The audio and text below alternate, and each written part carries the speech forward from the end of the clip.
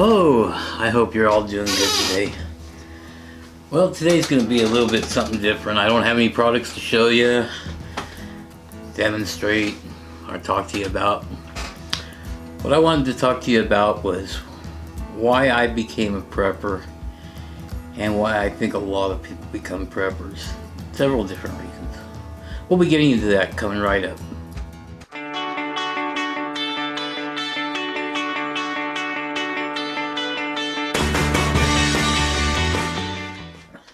Well, over my 60 plus years of living, I've found myself at different times of my life where very little to eat, sometimes nowhere to live. There was a point in time where I actually lived in a teepee in the Santa Cruz Mountains, and there was a group of us, I guess you can call it a commune, and we would take trips down into the town of Santa Cruz, and we knew different stores and stuff to go to where they pretty much put out like the old produce and things like that. They wouldn't throw them in the dumpster right away. They would set them out back, and they knew that people were coming and picking them up. Of course, some of them were picking them up for food for their rabbits and stuff. Anyway, as you can tell, I've never starved to death. There was times in my life where I was much skinnier and much more hungry. Anyway, so the main reason I became a prepper is because you just don't ever know what the future has in store for you. Lots of people become preppers because they see where the economy has gone in the past or where they think it's going in the future. Others become preppers because of past experiences. Some just carry on. Believe it or not, our great-grandparents did everything that preppers do, except you know what? They didn't call it prepping, they called it life. That's how things were done. If you didn't put up your fruits and vegetables, if you didn't can them, if you didn't store them in a root cellar, you just didn't eat like you should, okay? Our ancestors would cure meats, all these different things that we have lost, we just don't do because it's so convenient to go to the store. A lot of preppers started out because of the weather situations that we've had in the past, Katrina and all these things where they had nowhere to go, they had no food stockpiled, things like that. Other people may live in the mountains and have suffered a freeze-in where they were snowed in and power went out, and they recognized that they had to be prepared. A prepper's not a bad word. Prepper just means that you're a person that likes to be prepared. I know there's the zombie apocalypse type preppers and things like that. I'm sorry to say, but I don't think we're going to have a zombie apocalypse. Now, and I'm not talking about zombies, the dead coming to life. I'm talking about a big catastrophic thing. Now, in the case that happens, preppers are going to be targets. I'm sorry to say. They're going to see that you have a light on or you're not going hungry or something, and people are going to want to know why. Especially if you live in a city where, people see you come and go every day and stuff. Myself, I live out in the country, and I don't even see my neighbors except for once, maybe a week, if even that. So, also to let you know, I might cut this video all up. When I put it over in post, I may cut it all up. Please, if you haven't subscribed yet, go down, hit that subscribe button, hit that little bell icon. That way you'll be notified next time we upload a video. and comment down below what got you interested in prepping. Are you a prepper now, or have you started prepping? If not, why haven't you? And just please comment down below. I do read them all. I don't always reply to them all. Every once in a while I'll have a video with a whole lot of comments and I'll go through and read them, but I don't reply to them all. Anyway, I can remember a time me and my oldest boy were living on a ranch that I worked at. Now it was a rice farm, okay?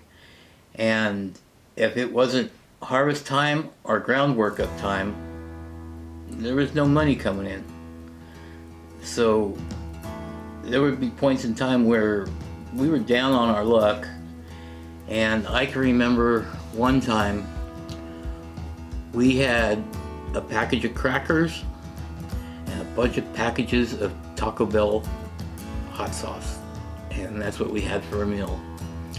I can remember another time where I don't think my son was living with me at this point in time, he might have been, but I had I think I had a couple of top ramens, and I would break them in half and I would eat half of a top ramen for a meal. So that's what got me really thinking about prepping and stuff back then. I really didn't start doing a whole lot with it until I moved and lived where I live now, and I got really into prepping because I live alone. I live way out in the country. I don't drive. I don't have a vehicle. So anything I need, I have to have it on hand pretty much. Now, there is a little store about 3 miles away. It's a convenience store, gas station store. Their prices are way up there. I mean, you know, a little jar of coffee that would cost you a couple dollars in a regular grocery store might cost you $5 at this store. So much for that part of getting groceries close by. Propane, they do have the propane tank exchanges.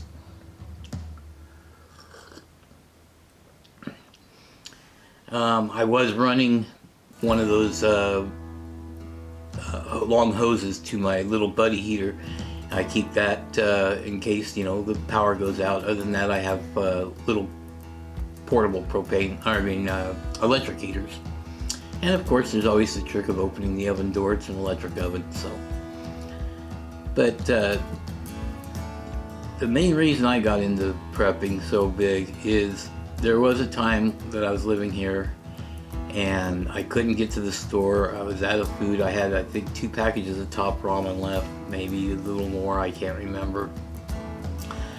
But I had been eating top ramen for several days, and if you've ever had to do that, it's not that good. So that's why I started really prepping and putting my food preps together and stuff. I've already got my bug out bag, and I got my little get home bag right here. Whenever I go somewhere on my bicycle, I take that with me. And then I figured, well, I started watching all these prepping videos on YouTube and stuff, and started seeing different things that I really wasn't prepared for, or things I didn't have. So I started stocking up on some of the things that you know, some of these preppers were having. Like, I really didn't have a knife, a fixed blade knife. I mean, other than my kitchen knives, and I think they were all serrated, like steak knife type things. But so I started getting all that stuff together for my bug out bag and stuff. And then I figured, I like doing this. I like being prepared. I like the feeling of being prepared. And I like having a full pantry. That way, if I can't get to the store, because I go to the grocery store once a month. My son and daughter, or daughter-in-law, come and they take me to the store once a month and visit for a little bit. And that's when I get my groceries. So I really enjoy being able to sit back knowing that if I can't get to the store for a week or two, I've got groceries put up. But that's the main reason I became a prepper, is because you just don't know what life is going to hand you. It could be weather, it could be, if you live in California, it could be an earthquake, could disrupt stuff. Look what happened here just now. They recently in California, they've been shutting people's power off. But that doesn't just shut off your power, that shuts off the grocery store down the street, the gas station down the street. There was grocery stores that were having to throw out thousands of dollars worth of food because they couldn't keep it frozen because the power was shut off. Now granted, some of those big stores probably have generators, and very, very few of them, but some of them probably have solar power. But as far as your corner gas station goes, you know, you ain't getting gas. If you have an electric car, sorry, you know, I don't know what to think of California. I'm sorry, I'm not going to go there. I'm just so glad I don't live there anymore. And, but anyway, the main reason I became prepper is because there was too many times in my life where I wasn't prepared for the things. Like I said, I lived there on the ranch in a small travel trailer, and there's a lot of things we could do to really help ourselves be more prepared. I picked this book up about a month or so ago. You know, I always saw this book on people's prepper sites, but I've always seen it in a little tiny version that people would stick in their bug out bags. Well, I'm sorry, my eyesight, these are just reading glasses that I get from the dime store, or the dime store, we don't have dime stores anymore. I'm dating myself, from the Dollar General, okay? So I don't really have prescription glasses. I just use these. But anyway, back to this. I've always seen that little tiny book. I never saw this big one. So I never bought that other one because printing would probably be so small I'd have to sit there with a magnifying glass. And if you've ever had to do that, reading anything much more than, you know, the ingredients in something, it gets really hectic. So I found out that they do have it in a bigger version, and so I got myself one. And I've been reading through it. Right now I'm in the edible plants. If you have never gotten this book or have never seen it, Google it or look it up on YouTube. There's lots of people talking about this book. I'll be doing a few things once I get really into it.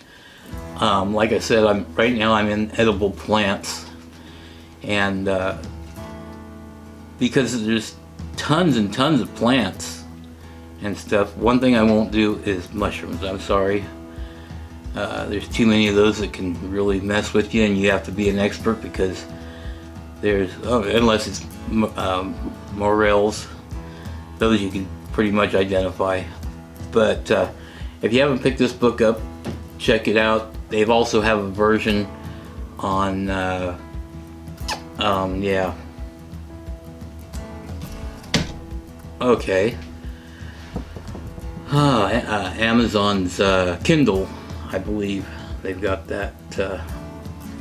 I don't have my phone out here. I would be able to look that up for you.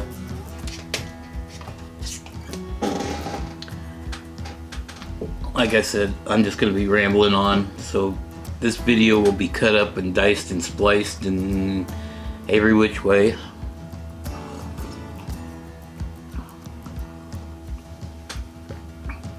But I would really like to know why you in particular started prepping. Was there one major thing in your life that put you towards prepping? And I'm sure my other viewers would love to read your comments too, so please, you might be able to put something in the comments that might help somebody else. And that's what we're all here for, is to learn, experience, and exchange information and ideas. So it'll help other people out too if you could explain why you became a prepper, or if you haven't became one yet and you're just watching this for your first video maybe, explain why you're watching it, what got you interested in thinking about being a prepper. So I don't want this to go on too terribly long. Like I said, I'm going to probably have to cut and splice and dice this thing, because sometimes I just get to rambling on when I'm not particularly doing something with a product. Products are easy to do because once you show them and explain it and everything, you're over and done with it. It's not much else you can do except show the box, I guess. But sitting here in front of the camera and just talking and talking is a little bit different for me. Like I said, there's so many different things. Being prepared on the road. This time of year, you know, people are thinking about traveling to go to family or friends' places for Thanksgiving and holidays, Christmas, Hanukkah, New Year's, you know, bad weather, bad roads, bad road conditions, what have you. Do you have a kit set up in your vehicle? You know, you might think about putting one of those together if you haven't already. Get yourself sleeping bags. If you don't have sleeping bags that you can take, blankets. If you don't have extra blankets, you know what? The day that you're leaving for your trip, grab a couple of quilts or something off your beds, put them in the car. You have a spare tire. Check your spare tire. Is it inflated? Check your tires on your car. Make sure they're inflated. Not only for the trip that you're on, but always, because the proper air pressure in your tires can increase or decrease your gas mileage. But make sure you got water in your vehicle. If you're in a place or going somewhere where it's freezing temperatures, you might want to put that water in the compartment where the passenger compartment of your vehicle, rather than the trunk or whatever. Some kind of snacks, foods, communications. If you're not a ham radio operator, you could still use one of these in an extreme emergency. Okay, if you're traveling and you got one of these radios and you know where you're going to be traveling to and the repeaters and stuff, and you can program it up before you leave, even though you can't talk on it just to chit chat, you break down somewhere and you're stranded and you know it's a life or death, you're going to freeze to death situation, you can legally use this. Okay, making sure your battery's good, making sure your battery terminals are clean, things like that for your car. So cats are going crazy out there. But anyway, I want to get this video uploaded. I just wanted mainly to fill you in on what made me become a prepper. Even before I started prepping though, I saw things in the government I didn't like. And this was years ago. And I used to tell my kids, if anything ever happened, there was a particular place up in the Sierra Nevada mountains. I said, if anything ever big happens, I think it was because we were coming off of the Cold War and things like that. But I told them, you know, if anything major ever happens, work your way to that particular spot in the Sierra Nevada mountains. It would be like a meetup point. So anyway, please, if you haven't subscribed yet, hit the subscribe button down below, hit the little bell icon so you'll be notified when we upload our next video. Now, okay, my smiley face will be up here, I believe, and I'll have a video down here that YouTube thinks you might like, and I'll put one down here that I think you might like. Yeah, that works that way. Anyway, thank you for stopping by. Hope everybody has a great day. Until next time, keep preparing.